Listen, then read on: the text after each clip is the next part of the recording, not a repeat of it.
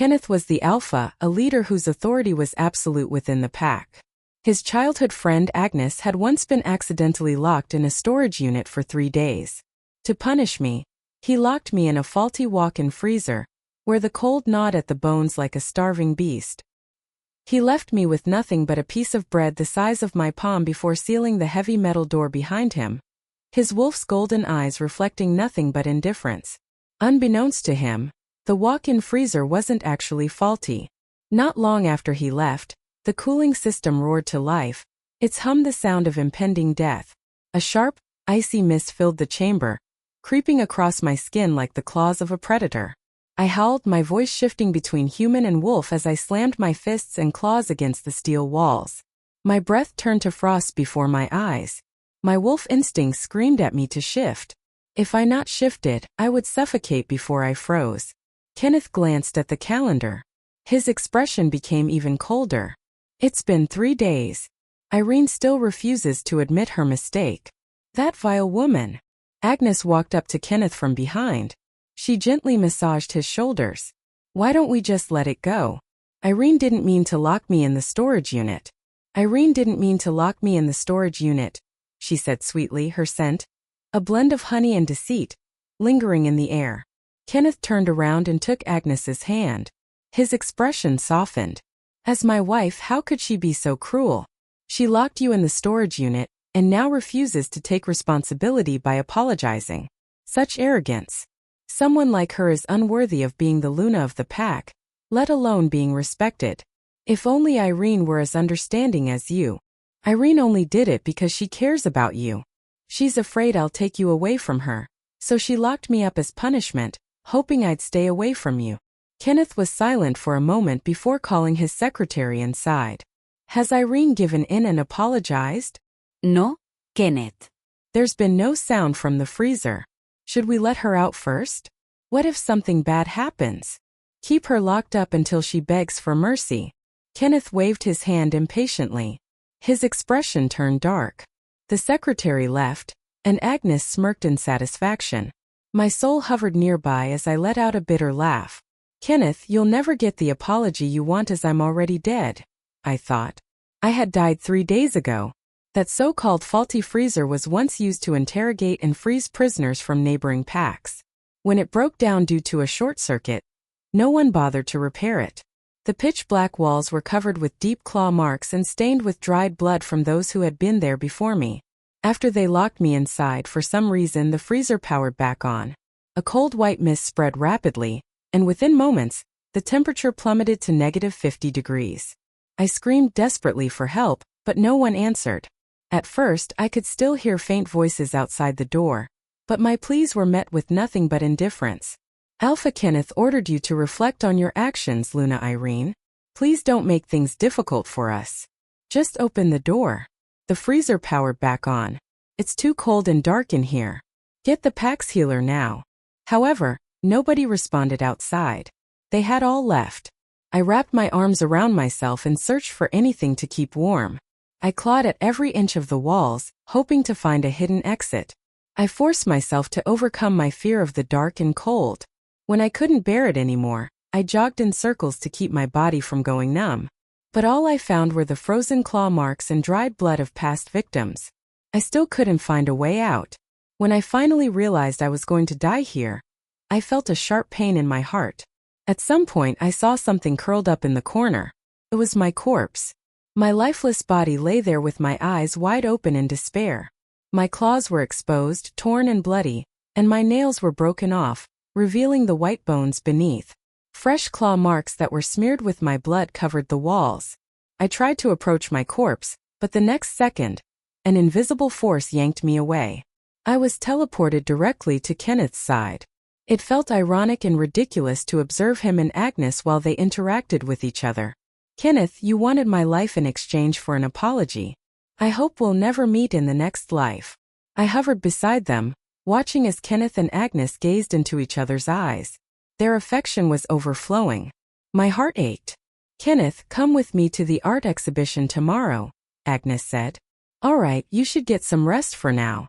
Just as Agnes turned around, there was a clap of thunder outside. The pitch-black walls were lined with deep claw marks and dried blood. My breath came in ragged gasps as I dug my nails into the frozen steel, my wolf howling in agony inside me. My limbs turned stiff, my heartbeat slowing. The cold was no longer just around me. It was inside me, gnawing at my core. It's going to rain tonight. You've been afraid of thunder since you were a kid. Let me stay with you tonight. Agnes made an attempt to appear bold. She was only one step away from Kenneth. His hand lingered in the air as if savoring the warmth of their embrace. Irene was always bothered by my presence. If she knew you were with me, she'd throw a tantrum again. Kenneth stood upright and grabbed Agnes' hand. You and I grew up together. We're like siblings. I spoiled Irene too much. She's gotten increasingly petty and unreasonable. Just ignore her. Agnes clung to Kenneth's arm. She pouted playfully. With you by my side, I'm the happiest girl in the world. We can sleep in the same room again, and you'll tell me bedtime stories. It'll be just like when we were kids. Kenneth gazed at Agnes, playfully tapping her nose before leading her to the bedroom. I watched them. They looked like a loving couple. Meanwhile, I hovered there like an outsider peeking into someone else's happy life. A month ago, when Agnes returned to the hunting grounds where she and Kenneth grew up, she insisted on staying in our home. She said she wanted to relive her childhood memories. I objected, but Kenneth exploded in anger and accused me of being heartless and cruel. She's all alone now. We grew up together. I won't let her live outside by herself. It's not safe. Before I became his mate, Kenneth made me live alone in some random apartment. He never once cared about my safety. Back then, he told me, Irene, I want us to wait until our wedding night to live together. I want to make sure our passion lasts. Now thinking back, I realize Kenneth never truly loved me. The realization hurt so much I could hardly breathe. Kenneth led Agnes into the master bedroom. That was supposed to be my room, but when Agnes arrived, Kenneth told me to move out. It was all because Agnes said she liked the sunlight there. I followed them into the bedroom. Kenneth sat by the bed while he sang Agnes a lullaby. A flash of lightning struck across the sky, and Agnes screamed, suddenly clutching Kenneth and burying her head in his chest. The terrified look on her face made Kenneth want to protect her. Kenneth pulled her into his arms and spoke softly to comfort her. It's okay, don't be afraid. I'll always be with you. Seeing them so close, I felt like a clown. It seemed like I had forced myself into their home and disrupted their relationship, that I was afraid of thunder too, but Kenneth thought I was only pretending. You're an adult wolf now. There will be many things you'll have to face on your own. It's just thunder. Why are you afraid of that? I could only hug myself, pulling the covers over my head. That I waited in bed, alone and with a flashlight, until the rain stopped. Watching them behave so intimately, I wanted to leave. I didn't want to keep seeing them rub salt into my wounds. I also wanted to avoid the thunder and wait for the storm to pass. But no matter how much I tried, my soul couldn't leave the room. That I was forcibly trapped here, waiting with them in the same room until the thunder finally stopped, and the rain ceased. Kenneth glanced out the window before looking at Agnes, who was sleeping peacefully in his arms. He quietly slipped out. Once Kenneth left, Agnes slowly opened her eyes, smiling smugly and muttering to herself while staring at the ceiling. Kenneth, you're mine. No one will ever try to take you away from me again. I was stunned, looking at Agnes. How could she say something like that? Did she know something I didn't? I was suddenly pulled to the study. Kenneth was sitting alone at his desk, gently wiping our photo. Irene, after all this time, why are you still so stubborn and refuse to apologize? When will you grow up and understand things? Kenneth sighed, placing the photo back on the desk. He looked out the window and lit a cigarette. That I hadn't done anything wrong. Why should I apologize? His words were laughable. There were so many times when he refused to listen to my side of the story. He always believed that whatever he saw was the truth. Even when something had nothing to do with me, he would still find reasons to pin all the blame on me. Now, I was dead because of Kenneth's stubbornness. How could he have the nerve to ask me to apologize?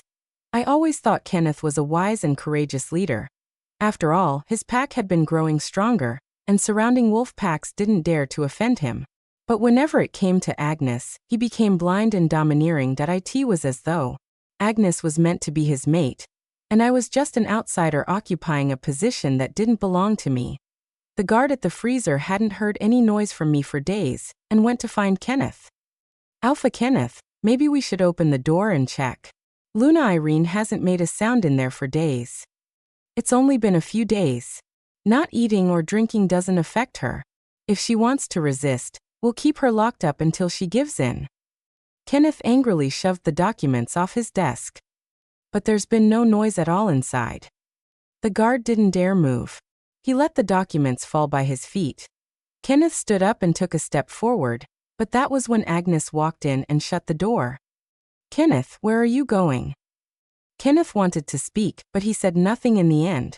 He turned around and walked to the floor-to-ceiling window. Just as the guard was about to leave, Kenneth stopped him. Wait a minute, I'll go with you to see what Irene is up to. Agnes grabbed Kenneth's arm and looked up at him. I'll go with you. She's been in there for several days. I'm a little worried about her. Kenneth nodded. Just as his hand touched the doorknob, Agnes clutched her chest and gasped for air. Kenneth quickly held her in his arms. Agnes, what's wrong? Quickly get the doctor. Agnes couldn't even say a word before she fainted. Kenneth hurriedly carried her and ran to the master bedroom. Kenneth ended up caring for Agnes all night. In the end, he didn't go to see me. I didn't know whether Agnes or I was more important to Kenneth. Kenneth, maybe you should check on Irene. It's been so many days. I'm fine now anyway. Lie down and rest. What do you mean you're fine? Your condition relapsed because of her. And you've only just started recovering. Have you forgotten how much you suffered? You don't need to worry about her. I know what I'm doing. A few days in there won't hurt her. I want her to remember this lesson well. Every time Agnes offered to compromise, it hurt Kenneth's heart. Meanwhile, I had to bear the betrayal and false accusations alone. Please, I'm begging you. For my sake, go see her. I don't want you two to keep growing further apart because of me. The more you do this, the more guilty I'll feel. Kenneth remained silent. Agnes couldn't read his expression. She waited for a long time before cautiously asking, "What is it? What's the problem?" "Nothing. I just think I should bring a doctor along this time. It's been so many days. I don't know what she might have done to herself. I have a bad feeling about this. I was forced to watch everything from above. Kenneth's sudden unease made me wonder what kind of game he was playing. Since he thought of bringing a doctor along, he probably assumed I would go to extreme lengths just to keep up the act. With a doctor present, it would also be easier to confirm my cause of death. I really wanted to see the look on his face once he found out I was dead. Agnes patted Kenneth on the back. He lowered his head and let out a bitter laugh. If only Irene were half as understanding as you. She's too stubborn. She refuses to suffer even the slightest loss. She's your wife after all. She's afraid I'll take you away, so she overpowers me and pushes me down. It's all because of you. It proves she loves you. Kenneth glanced at Agnes and let out a scoff. If she truly loved me, she should understand why I'm treating her this way. She should have apologized long ago. I watched Agnes from above. A wave of resentment rose in my heart. I had never wanted to compete with her for Kenneth. I had witnessed how they grew up with a strong bond after I had learned of her existence. I even regarded her as a younger sister. But I never expected that she would try to replace me at every turn. It was all because she wanted to be the one by Kenneth's side. I had long had enough of her endless false accusations and Kenneth's distrust. Before Agnes was locked in the storage unit, I had already planned to ask Kenneth to sever our mate bond. Even if he refused, I would go to a sorcerer and get the potion to forcibly break our mate bond. Kenneth returned to his office alone. He stood by the floor-to-ceiling window and gazed at the view outside. After a long while, the lights outside gradually dimmed. He picked up the phone and called his secretary. "What's the situation in the freezer?" "We just sent someone to check. Luna Irene refuses to say a word. There's been no sound from inside at all." Kenneth rubbed his temples and sighed. "Ask her what will it take for her to speak." "Forget it, I'll go there myself.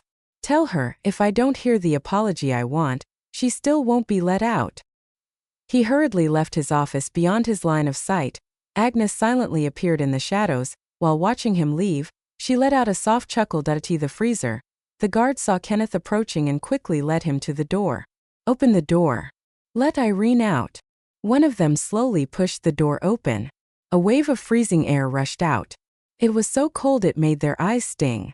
Alpha Kenneth, the freezer's cooling system has been activated. What are you talking about?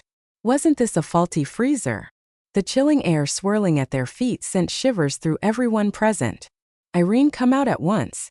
Don't think that just because the freezer is on, I'll forgive you. Kenneth roared furiously at the entrance, but silence was the only response he received and no one dared to speak. Trembling, they quietly took a few steps back. They were afraid of being caught in Kenneth's fury. Someone go in and bring her out. The guards exchanged glances before wrapping their coats tightly around themselves and stepped inside. Moments later, terrified screams could be heard from within. Alpha Kenneth, Luna, Irene is?